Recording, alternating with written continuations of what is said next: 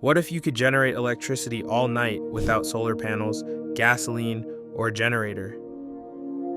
During a devastating winter blackout, one retired machinist kept his lights on using nothing more than the heat from his wood stove and a simple machine he built himself. In this video, you'll discover the forgotten technology that converts heat directly into usable power, why it succeeds where solar cannot, and how you can build one yourself for around $120. In January of 1986, during the ice storm that took down power across half of Vermont for 11 straight days, a retired machinist named Walter Brennan kept 3 lamps, a radio, and a small circulating fan running in his farmhouse outside Montpelier without a single solar panel, without a generator, without so much as a gallon of gasoline. His neighbors ran their generators until the fuel stations froze shut and then sat in the dark.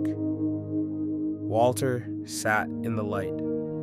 The only thing running in his house was a small brass and steel contraption sitting on top of his wood stove, no bigger than a coffee can, with a flywheel spinning quietly at the top of it, turning the heat that was already warming his living room into enough electricity to keep the essentials alive. He had built it himself over 3 winters in his workshop for less than the cost of a good chainsaw. When the power company finally restored the grid on the 12th day, Walter's was the only house on the road that had never gone dark. His neighbors thought the old man had gotten lucky. The truth is, he understood something about heat and motion that the entire solar industry would very much prefer you never think too hard about. Because solar panels have one fatal weakness, one flaw so obvious that nobody selling them will ever say it out loud, and it is this: the sun goes down every single night. It goes down for 16 hours in a Maine December. It hides behind storm clouds for a week at a time. It does absolutely nothing for you at 2 in the morning when the temperature drops to 9 degrees and you need to keep your pipes from freezing. And the device Walter Brennan built, a machine invented 206 years ago by a Scottish minister, does not care about the sun at all. It runs on heat. Any heat. The wood stove you are already burning. The campfire in your backyard. The propane flame you already paid for. And as long as there is a difference in temperature between 2 sides of it, it will turn that difference into motion, and that motion into electricity, silently, for decades, with almost nothing to break. Let me show you exactly what it is, why it beats solar at the one thing solar can never do, and how you can build a working one this winter for around $120, the 200-year-old machine. The device is called a Stirling engine, and it was patented in 1816 by Robert Stirling, a minister in the Church of Scotland who built it not to make electricity, but to be safer than the steam engines of his day, which had a nasty habit of exploding and killing the workers standing next to them. His engine had no boiler, no high-pressure steam, nothing to burst. It ran on a principle so simple that anyone who has ever watched a balloon shrink in the cold and swell in the heat already understands it. Gas expands when you heat it and contracts when you cool it. That is the entire foundation. There is nothing else to learn. Here is how it turns that into motion. You seal a fixed amount of air inside a chamber. You heat one end of that chamber and you keep the other end cool. The air inside shuttles back and forth between the hot side and the cold side, expanding when it touches the heat and contracting when it touches the cool, and that expansion and contraction pushes a piston up and down. The piston turns a flywheel. The flywheel spins a small magnet past a coil of copper wire, and the instant a magnet moves past copper, you have electricity. That is a generator. That is the whole machine. There is no combustion happening inside the engine itself, which is the part most people get wrong. The flame never touches the working air. The heat simply soaks through the metal wall of the hot side, and the engine does the rest. This is why a Stirling engine will run on absolutely anything that gets hot. It does not know and does not care whether the heat is coming from burning oak, burning propane, a parabolic mirror aimed at the sun, or the waste heat coming off the top of the wood stove that is already heating your house for free. That last part is the key to everything, so hold on to it. The one thing solar cannot do. Now let me tell you why this matters, and why a machine from 1816 quietly beats the most advanced solar array money can buy at the one job that actually counts when the lights go out. A solar panel is a wonderful thing on a sunny afternoon in June. Nobody is arguing otherwise. But a solar panel is a fair weather friend. It produces nothing at night. It produces almost nothing under heavy storm cloud. Its output collapses in winter exactly when you need power the most, because in the dead of January, in the northern half of this country, the sun is low, weak, and gone by 4:30 in the afternoon. The grid does not go down on sunny June afternoons.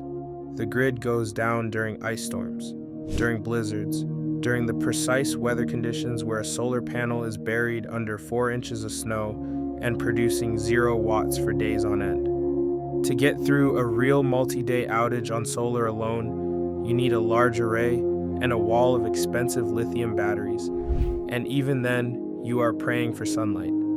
The Stirling engine has the exact opposite character. It does not want sunlight. It wants heat. And in the dead of winter, heat is the one thing you already have in abundance, because you are already burning wood or propane to keep yourself alive. During the very storm that knocks out your power and blinds your solar panels, your wood stove is roaring at 400 degrees on its top surface. That stovetop is producing enormous amounts of thermal energy that is doing nothing but warming the room. A Stirling engine sitting on top of it harvests a slice of that heat that you have already paid for and would otherwise waste, and turns it into the electricity that keeps your phone charged, your radio on, your LED lights burning, and the small fan running that pushes the stove's warmth into the rest of the house. The colder and darker it gets outside, the harder your stove works, and the more power the engine makes. It is, in the most literal sense, the anti-solar panel. It produces the most at the exact moment solar produces the least. This is not a replacement for solar.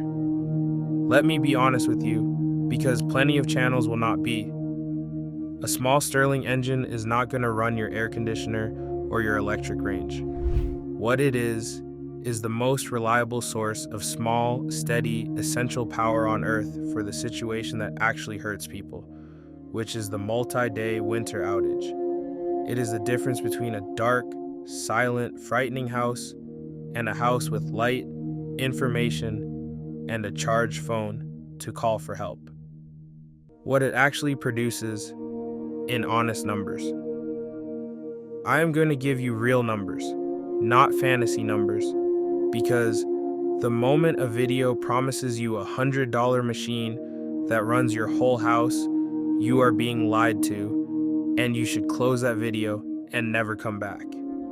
A well-built small Stirling generator of the kind you can make at home produces somewhere in the range of 5 to 30 watts of continuous electrical power, depending on the temperature difference you can maintain across it and the quality of your build. 5 watts sounds like nothing until you understand what 5 watts running continuously actually does. A modern LED bulb draws about 7 watts and lights an entire room. Your phone charger pulls about 5 watts and fully charges a phone in 2 hours. A small radio runs on less than 2. A continuous 10 watts, day and night, with no sun required, adds up to 240 watt-hours over 24 hours, which is more than enough to keep a household's communication and lighting alive indefinitely through any outage as long as the stove stays warm. The engine runs all night while you sleep, quietly trickling power into a battery so that even when the stove dies down to coals at 3 in the morning, the battery carries you through to the next firing. Compare that to a small portable solar panel of the same cost during a 4-day blizzard. The panel produces nothing for 4 days. The Stirling engine produces around 200 watt-hours a day for 4 days straight. That is the entire argument, and it is not close. Why you have never seen one in a store. Now here's the part that should make you a little angry. The same way the Earth tube story makes people angry once they understand it. The Stirling engine is not hidden. It is not classified. NASA has used Stirling generators on deep space probes for decades because they are the most reliable way known to turn heat into electricity in a place where you can never send a repair technician. The technology is mature, proven, and over 2 centuries old. So why can you not walk into a hardware store and buy a wood stovetop Stirling generator the way you can buy a solar panel? The answer is the same answer as always. There is no recurring revenue in it. A solar company sells you panels, then an inverter, then batteries, then a monitoring app with a subscription, then a maintenance contract, then replacement batteries every 10 years. A Stirling engine has one moving assembly, no electronics that fail, no chemistry that degrades, and a service life measured in decades. Once you own one, the relationship is over. Nobody builds a billion-dollar industry selling a machine that lasts longer than the person who buys it and never needs another thing. So nobody advertises it. Nobody stocks it. The entire commercial energy world is built on selling you a stream of payments, and a heat engine that runs on the fire you already lit is an extinction event for that business model. That is the only reason it sits in obscurity while solar panels are on a billboard on every highway in America. What you actually need to build one. Let me tell you what goes into a working build, because this is where most videos go vague and start trying to sell you a $50 plan set. You do not need it. Here is the real list. You need a displacer cylinder, which is the chamber where the air shuttles between hot and cold. A length of thin-walled steel pipe or a steel food can works for the body. You need a thin sheet of stainless steel for the hot end that touches the flame or the stove, because thin metal transfers heat fast and thick metal wastes it. You need a displacer, which is a lightweight, loose-fitting plug, often made from steel wool packed into a frame or a piece of high-temperature foam that pushes the air back and forth without sealing tightly. You need a power piston and cylinder that does seal well, and the cheapest reliable source for this is a graphite piston in a glass or brass tube, the kind sold for exactly this purpose for under $20, because graphite slides in glass with almost no friction and needs no oil. You need a small flywheel, which can be anything balanced and reasonably heavy. Even a machined disc of aluminum or a repurposed pulley. You need a crankshaft and 2 connecting rods to tie the pistons to the flywheel, which you can bend from steel rod. And finally, you need a small, low RPM DC motor used in reverse as a generator, coupled to the flywheel with a rubber band or a small belt, and a charge controller to feed the power safely into a battery. The total, if you source carefully and reuse what you can, lands between $100 and $140. Call it $120 for the standard build. The single most important component, the one thing worth not cheaping out on, is the power piston and cylinder fit, because that is where almost all home-built Stirling engines fail. Too loose and the engine has no compression and will not run. Too tight and friction stops it dead. The graphite and glass pairing solves this for you, which is exactly why it is the standard recommendation and worth its small cost. The detail that makes or breaks it. Here is the single thing that separates a Stirling engine that spins beautifully from one that sits dead on the bench no matter how hot you make it, and almost nobody tells you this up front. It is not the heat. Beginners obsess over getting the hot side hotter, and they are looking at the wrong end of the machine. A Stirling engine runs on the difference in temperature between the two ends, not the absolute heat of the hot end. If your cold side is allowed to creep up to 200 degrees because the heat is soaking through the whole engine, then it does not matter that your hot side is 400 degrees because the gap has collapsed and the engine starves. The performance of the entire machine is governed by how cold you can keep the cold side, not how hot you can make the hot side. This is why every serious build puts real effort into cooling the top. A finned aluminum heatsink on the cold cylinder, the kind salvaged from an old computer or power supply for a couple of dollars, can be the difference between an engine that limps and an engine that runs hard. Some builders run a small loop of water around the cold side. The Amish-style elegance of a stovetop build is that the cold side sits up in the cool room air, while the hot side sits down on the 400-degree stove, and that vertical separation gives you a large, free temperature gap with no effort. Maximize that gap. Protect that gap. Everything else is secondary.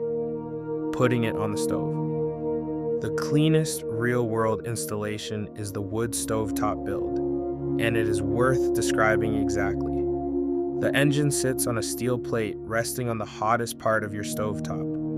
The hot end of the engine draws heat straight up through that plate. The cold end, with its heat sink, sits 8 to 10 inches up in the open air of the room. You give the flywheel a gentle spin to start it once the hot end comes up to temperature, the same way you would flick a bicycle wheel, and within a few seconds the engine catches its own rhythm and runs on its own. The flywheel spinning steadily, the little generator feeding a trickle of current down a wire to a charge controller and into a deep cycle battery on the floor. From that battery, you run your lights, your phone, your radio, your fan, through the same kind of cheap inverter a solar setup would use. The engine runs as long as the fire runs. You feed the stove to stay warm, and the warmth pays a tax in electricity on its way through the room. Nothing is wasted. The fire you needed anyway does double duty. Honest objections answered. Let me handle the objections directly, because there are real ones and you deserve straight answers. It produces small power, not house power. True, and I have said so plainly.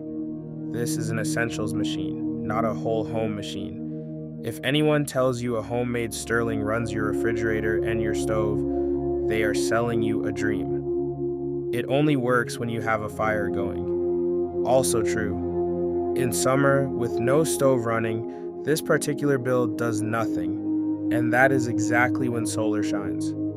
The honest setup is both. Solar for the long sunny half of the year, the Stirling engine for the cold dark half when solar fails, and you have a fire burning anyway. They cover each other's blind spots perfectly. It takes skill to build. Yes, this is a real machining project, not a weekend of digging a trench. The reward for that difficulty is a machine that will outlive you with almost no maintenance. What this really is. Walter Brennan understood in 1986 what the engineers at NASA have always known and what the solar industry will never put on a billboard. The most reliable power on Earth does not come from the sky. It comes from a temperature difference.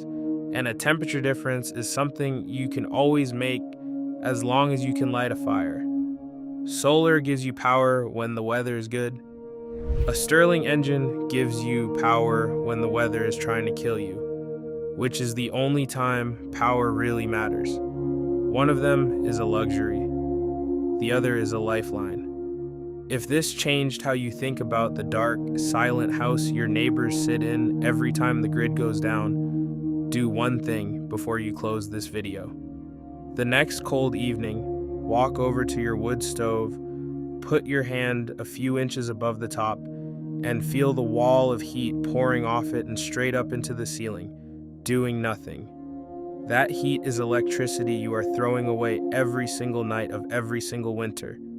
A 200-year-old machine the size of a coffee can is all that stands between that wasted heat and a house that never goes dark again. The full build, every dimension, every part, every fit and tolerance is laid out in the description below. Go build it, and the next time an ice storm takes the whole road dark, yours will be the one window on the block still glowing. If this was worth your time, subscribe and follow along for more.